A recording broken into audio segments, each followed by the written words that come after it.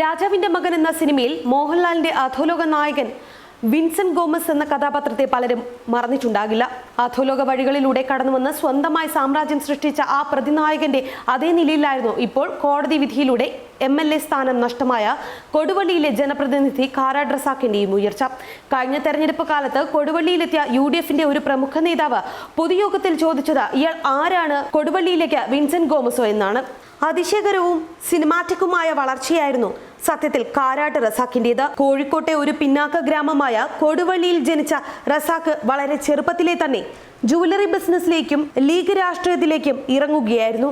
സ്വർണത്തിന്റെ നഗരമെന്നായിരുന്നു ഒരു കാലത്ത് കൊടുവള്ളി അറിയപ്പെട്ടിരുന്നത്. പിന്നീട് ഇത് സ്വർണ്ണ കള്ളക്കടത്തുകാരുടെയും കുഴൽപ്പണക്കാരുടെയും നാടായി.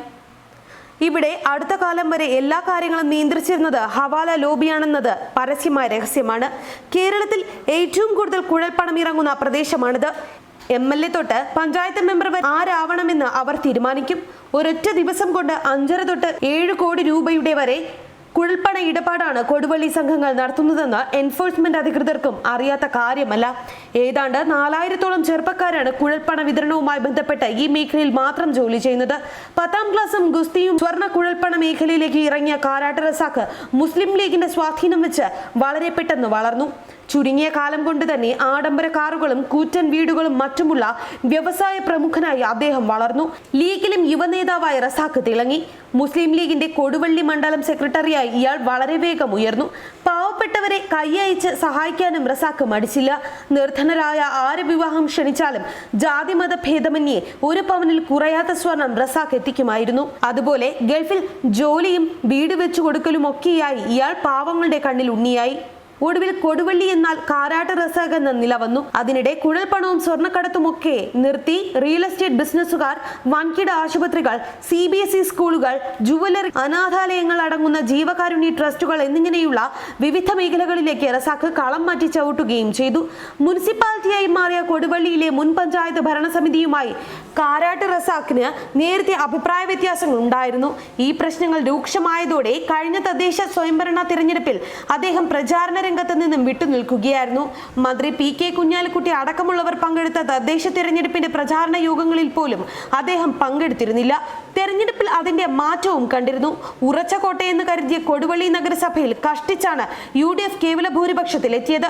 അതിനിടെയാണ് കഴിഞ്ഞ നിയമസഭാ തെരഞ്ഞെടുപ്പിനോടനുബന്ധിച്ച് കൊടുവള്ളിയിൽ മുസ്ലിം ലീഗിൽ വിമത കലാപം പൊട്ടിപ്പുറപ്പെട്ടത്. സീറ്റിൽ കാരാട്ട് റസാഖ് മത്സരിക്കുമെന്നായിരുന്നു ലീഗ് അണികളുടെ ആവശ്യം. ലീഗ് മണ്ഡലം secretary, Koduvally block panchayat president എന്നീ നിലകളിൽ ഏറെ ശ്രദ്ധേയമായ പ്രവർത്തനങ്ങളാണ് റസാഖ് നടത്തിയിട്ടുള്ളത്.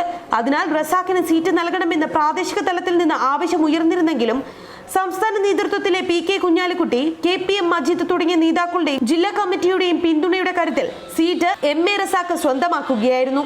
ഇതിൽ പ്രതിഷേധിച്ചാണ് കൊടുവള്ളി മണ്ഡലം ജനറൽ സെക്രട്ടറിയായിരുന്ന കാരാട്ട് റസാഖ് സ്ഥാനങ്ങൾ രാജിവെച്ച് സ്വതന്ത്രനായ ലീഗ് സ്ഥാനാർത്ഥിക്കെതിരെ മത്സരിക്കാൻ തീരുമാനിച്ചത്. പ്രവർത്തകരുടെ കൊഴിഞ്ഞുപോക്ക് തടയാൻ ലീഗിന് ഇതോടെ കഴിഞ്ഞില്ല. പക്ഷേ തന്ത്രപരമായിരുന്നു കാരാട്ടിന്റെ നീക്കങ്ങൾ. പാർട്ടി വിട്ട് തന്നോടൊപ്പം പരസ്യമായി ആരും വരേണ്ടതില്ലെന്നും വോട്ട് ചെയ്ത് സഹായിച്ചാൽ മതിയെന്നുമാണ് റസാഖ് പറഞ്ഞിരുന്നത്.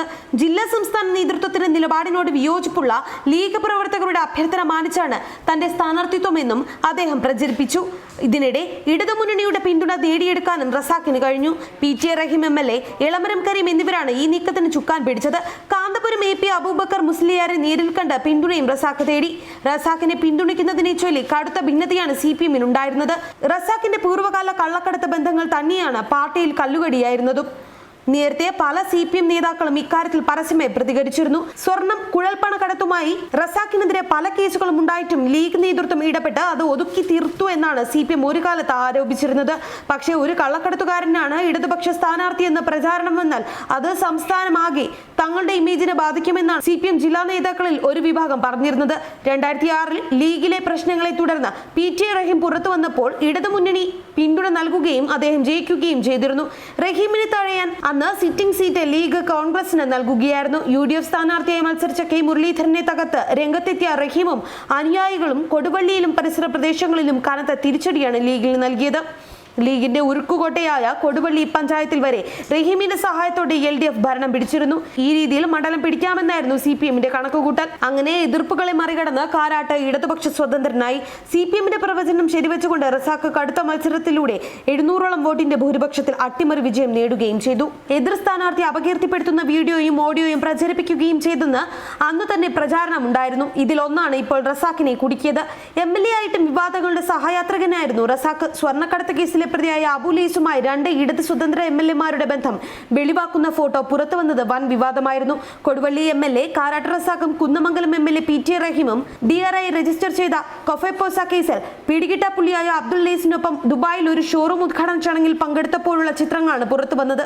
ജനജാഗ്രത യാത്രക്കിടെ CPM സംസ്ഥാന സെക്രട്ടറി കോടിയേരി ബാലകൃഷ്ണൻ സഞ്ചരിച്ച ആഡംബര വാഹനമായ മിനി കൂപ്പറിന്റെ ഉടമ കാരാട്ട് ഫൈസലും ഫോട്ടോയിൽ ഉണ്ടായിരുന്നു. ഈ കൂപ്പർ വിവാദവും പാർട്ടിക്ക് വൻ തിരിച്ചടി നൽകിയിരുന്നു. ന്യൂസ് ഡെസ്ക് മറുനാടൻ TV.